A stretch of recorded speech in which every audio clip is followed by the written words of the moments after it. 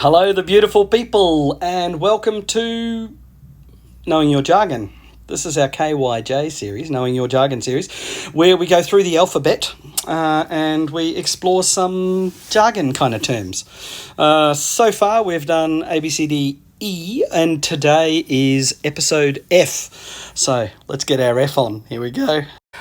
Now, those that know me know that my favourite F is febrile. Let's understand febrile. Febrile refers to somebody who has fever. It doesn't refer to somebody who has an elevated body temperature for other reasons. So a person is said to be febrile when they have a fever, which is an intrinsic elevation in body temperature. So when your body temperature rises above 38, 38.3, depending on the area where you work, you are pyrexic. Now, pyrexia can fall into one of two categories. It can be a pyrexia, which we'll call a fever, and the most common cause of that is going to be inflammation secondary to an infection. Or it could be a pyrexia called a hyperthermia. Now, when somebody has a hyperthermia, we're going to call that hypothermic. When somebody has a fever, we will say that they're febrile. So the term febrile is used for an elevated body temperature secondary to a cause of a fever, usually infection. Febrile. Our second one, F word, is folate or folic acid. Folic acid or folate. It's one of those quirks in medicine. If we end a word in ate, it always means acid. So folate is folic acid, lactate, lactic acid, pyruvate, pyruvic acid. You get the idea. Anyway, folate. What is folic acid? By another name, folic acid is actually one of our essential nutrients. It's essential because we need to get it from outside. We can't make it ourselves. Folate is vitamin B9. B9 is folate.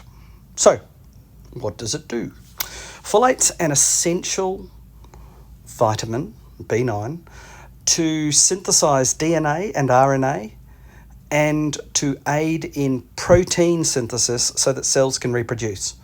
So if you think about why we would reproduce cells, when we're growing new tissue, we need folic acid. When you are dividing cells, growing new cells, folic acid. Folic acid's required for cell division when we have wound healing.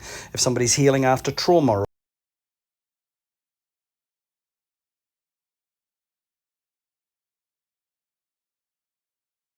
One other thing about folic acid, it's really important that women who are trying to get pregnant take or consider taking a folic acid supplement. And during the first trimester of pregnancy, folic acid is often suggested by a midwife or a pregnancy nutritionist in the prenatal, that first trimester. When taking enough folic acid, it assists with fetal development, particularly at that time of fetal development when the fetus is developing its neural tubule. So one of the first things that happens in that little tadpole as it develops the brain, the spinal cord, the heart, the kidneys. They all come from essentially the same, what's called a neural tubule.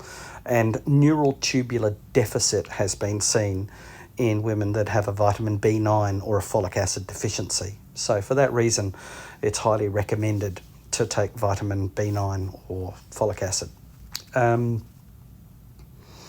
The outcome for the fetus, worst case scenario, is spina bifida. So spina bifida can occur. So this is why folic acid is often indicated for women who are trying to get pregnant. And the next one, frusemide.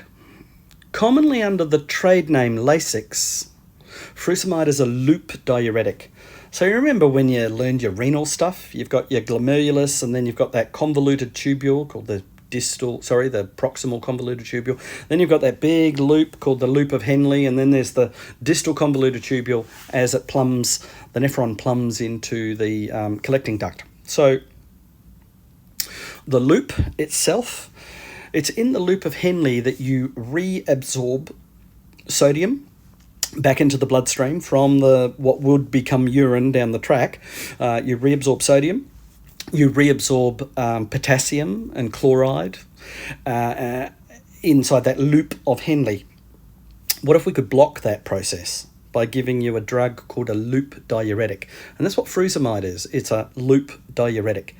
So by blocking that reabsorbing of sodium and potassium, then sodium and potassium just gets peed out. And where sodium and potassium goes, water follows like a puppy. So it's a diuretic drug. It's called Lasix because it lasts 6 hours.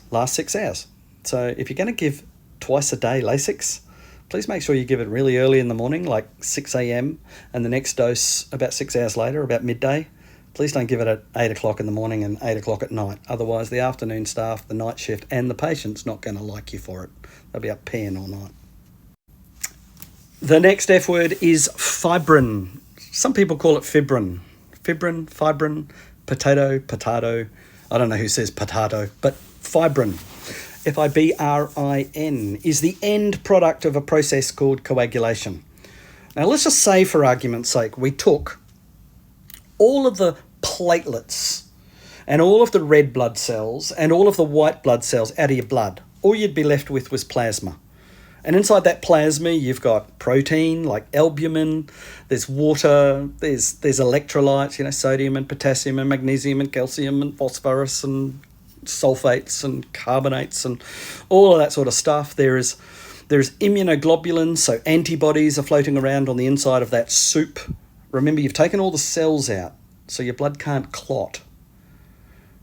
But that plasma also contains a group of proteins that are precursors to the process called coagulation. And you've heard of some of these. You've heard of factor 8 and factor 9, Christmas factor and Hagman factor and von Willenbrand factor, and you've heard of fibrinogen and you've heard of prothrombin. All of these proteins that are made and are floating around inside your bloodstream right now, just waiting to be activated. And when they're activated in a chemical chain reaction that we'll cover one day called coagulation, what we're going to see at the end of that process is the solidification of that liquid blood. So let's take all of the cells out of your blood right now and just leave it with the liquid. If I just left it sit for a while, what's going to happen is that liquid, that plasma, will solidify. It'll actually turn to a gel. And if we zoom in on that jelly soup with a microscope, what we'll find is that it's bonded together with tiny little microscopic strands of solid matter, and that's called fibrin. It's the end result of the coagulation pathway.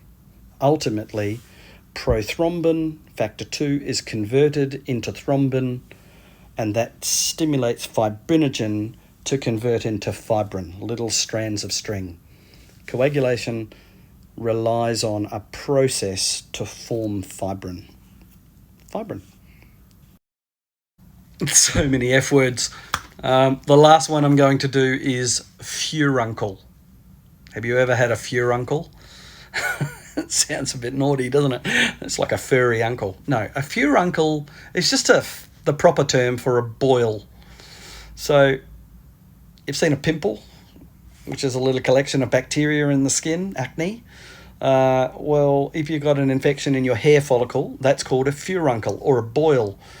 Now, what if you had a boil that had multiple heads? Well, that's when a furuncle now is called a carbuncle. So a person with a furuncle, often it's benignly treated. So as it swells up, the boil can burst.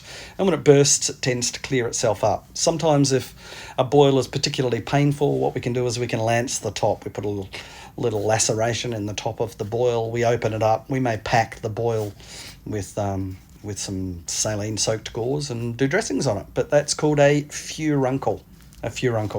Occasionally antibiotics are needed, but not always. Furuncle. That's the end of our Fs. I hope you've enjoyed the F series.